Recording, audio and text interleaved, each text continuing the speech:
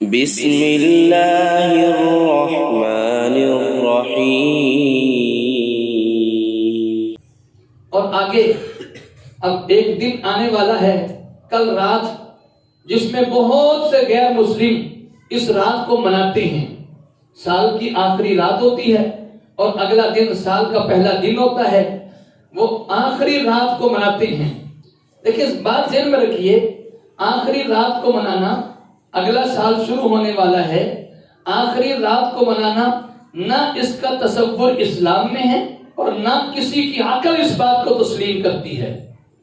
اسلام میں تو ہے ہی نہیں یہ دنوں کو منایا جائے، یہ فلاں دن نہ، یہ فلاں دن نہ، یہ فلاں دن نہ، یہ فلاں دن ہے۔ یہ سارے دنوں کو منانے والے چکر یہ غیر مسلموں کے ہیں۔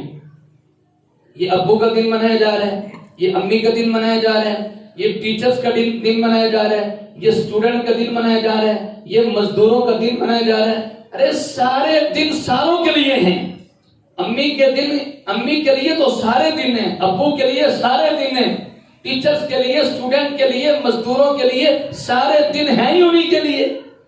یہ تھوڑی کہ ایک دن منا کر اور اس کے بعد ان کو پوچھا ہی نہ جائے۔ مزدوروں کا ایک دن خیال کر لیا جائے، اس کے بعد پورا سال نہ پوچھا جائے۔ ابو کا ایک دن منا لیا جائے، اس کے بعد پورا سال نہ پوچھا جائے۔ کبھی آپ نے غور کیا کہ غیر مسلم ہمارے دن مناتے ہیں؟ ہم کہتے ہیں جی ذرا جمہوریت کا زمانہ ہے، ذرا ان کو بھی ساتھ جوڑنے کی کوشش کریں، ان کو بھی ساتھ جوڑنے کی کوشش کریں۔ ہم ان کو ساتھ جوڑنے کے چکر میں اپنے اسلام کے خلاف کیوں کر جاتے ہیں؟ اپنے اسلام کو خیر آباد کیوں کہہ دیتے ہیں؟ کیا کبھی غیر مسلم نے ہمارے دن منائے؟ یہ آج یہ روزے کا دن ہے، یہ آج نماز کا دن ہے، یہ آج حج کا دن، یوم عرفہ کی رات انہوں نے منائی ہو، شب قدر انہوں نے منائی ہو، جی شب برات انہوں نے منائی ہو، یہ شب جمعہ انہوں نے منایا ہو، وہ مسلمانوں کے دن نہیں منا رہے۔ ہم مسلمان ہو کر ان کے دن کیوں منائیں؟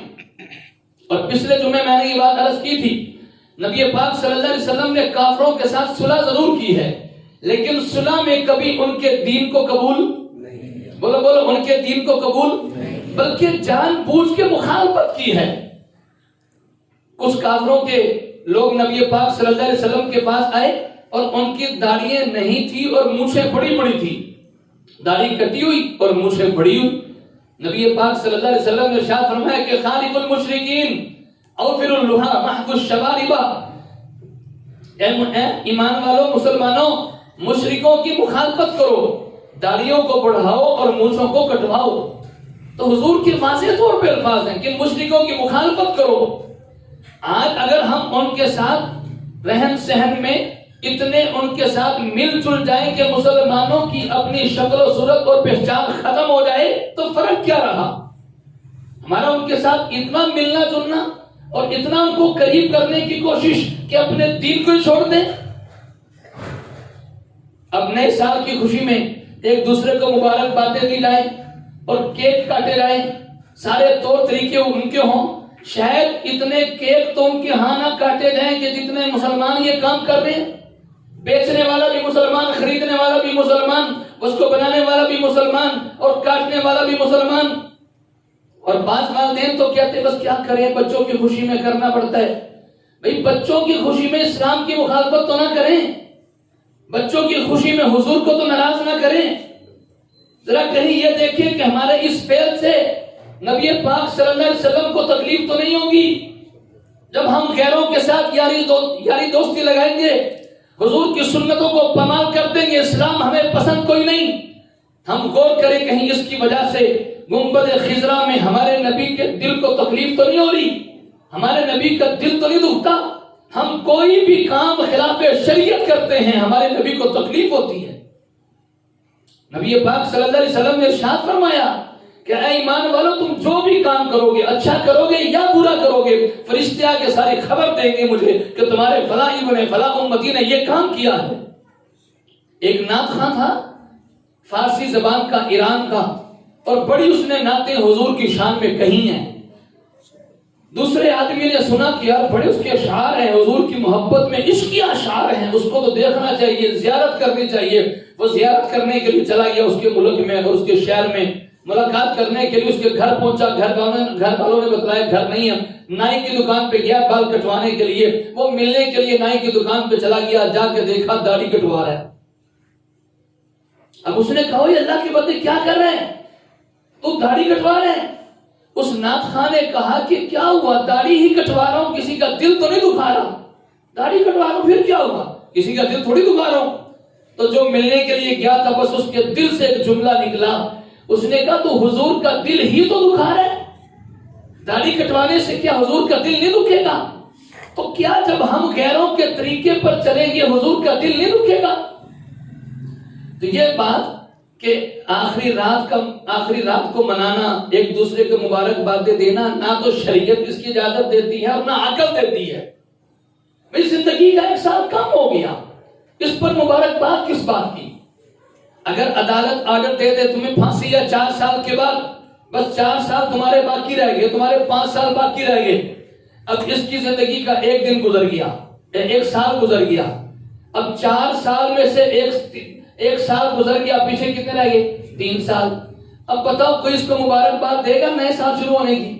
اس کو تو ٹینشن پڑی ہوئی ہے، میری زندگی کے 4 سالوں میں سے 1 سال گزر گیا، پیچھے 3 سال رہ گئے۔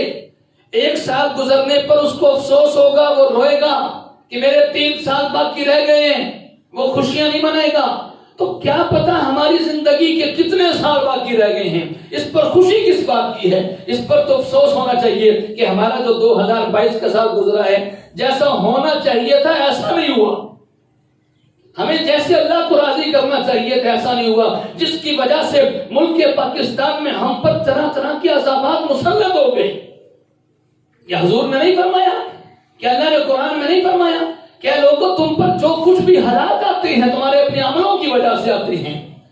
ہمیں تو سوچنا چاہیے، اگر کسی کا سال اچھا گزرا، نافرمانی سے بچے ہوئے اور نیکی کرتے ہوئے اس کا سال گزرا ہے، اس کو تو شکر ادا کرنا چاہیے۔ اللہ تیرا شکر ہے کہ تو نے اس 2022 میں اللہ تو نے نیکی کرنے کی توفیق عطا فرمائی ہے، اللہ گناہوں سے محفوظ رکھا ہے، اللہ تیرا شکر ہے۔ اور اگر کوئی گناہوں میں مبتلا رہا ہے اس کو توبہ استغفار کرنی چاہیے، رو رو کے یہ رات گزارنی چاہیے۔